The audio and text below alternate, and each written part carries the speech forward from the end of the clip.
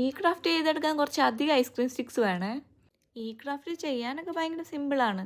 പക്ഷെ ഞാനിത് ചെയ്ത് പകുതി എത്തിയപ്പോഴേക്കും എൻ്റെ കയ്യിലുണ്ടായിരുന്ന ഐസ്ക്രീം സ്റ്റിക്സ് തീർന്നുപോയി. ഇത് ഭയങ്കര ഇൻട്രസ്റ്റോടെ ചെയ്തു തുടങ്ങിയതായതുകൊണ്ട് എനിക്ക് ഇന്ന് തന്നെ ചെയ്തു തീർക്കണമെന്ന് ഭയങ്കര ആഗ്രഹമായിരുന്നു. പിന്നെ ചെയ്യാമെന്ന് പറഞ്ഞ് മാറ്റി വെച്ചാലും ഞാൻ ഇതിൻ്റെ കാര്യം മറന്നു പോകത്തേ ഉള്ളൂ. അതുകൊണ്ട് ഞാൻ അപ്പം തന്നെ കടയിൽ പോയി സാധനവും വാങ്ങി വന്നിട്ടാണ് ബാക്കി ഫിനിഷ് ചെയ്തത്. ഇനി നിങ്ങളുടെ അടുത്ത് അധികം ഐസ്ക്രീം സ്റ്റിക്സ് ഇല്ലാത്തതുകൊണ്ട് ഈ ക്രാഫ്റ്റ് ചെയ്യാണ്ടിരിക്കണ്ട. ഇതിൽ കാണിക്കുന്ന പോലെ 2 ലെയർ വെക്കണമെന്ന് ഒരു നിർബന്ധവും. ഫസ്റ്റ് ലെയർ കൊണ്ട് നമുക്ക് വേണമെങ്കിൽ നിർത്താം. പിന്നെ 2 ലെയർ വെച്ചാൽ നല്ല ഭംഗി ഉണ്ടാവും. പിന്നെ കുറച്ചുകൂടി സ്ട്രെങ്തും കിട്ടും. 2 സൈഡിലും സ്റ്റിക്സ് സെയിം എമൗണ്ട് ആണ് യൂസ് ചെയ്തത്. പക്ഷെ ഇങ്ങനെ ഒരു സ്പേസ് വന്നതുകൊണ്ട് ഞാനൊരു ബാംബൂ സ്റ്റിക്ക് വെച്ചാണ് അഡ്ജസ്റ്റ് ചെയ്തത്. ഇനി നമ്മുടെ കയ്യിൽ അവൈലബിൾ ആയിട്ടുള്ള ത്രെഡ് ഏതാണോ അത് വെച്ചിട്ട് 2 സൈഡിലും ടൈ ചെയ്ത് കൊടുക്കണേ. അധികം കഷ്ടപ്പെടണ്ടല്ലോ എന്ന് പറഞ്ഞ് തുടങ്ങിയിട്ട് ഇരട്ടിപ്പണി തന്ന നമ്മുടെ വാൾ ഹാങ്ങിങ് ഷെൽഫ് അങ്ങനെ ഫൈനലി റെഡി ആയി കിട്ടി. ഇത്തിരി കഷ്ടപ്പെട്ടെങ്കിൽ എന്താ, ഫൈനൽ റിസൾട്ട് നല്ല അടിപൊളിയായിട്ടല്ലേ കിട്ടിയേക്കുന്നത്. ലൈക്ക് ചെയ്യാൻ മറക്കല്ലേട്ടോ.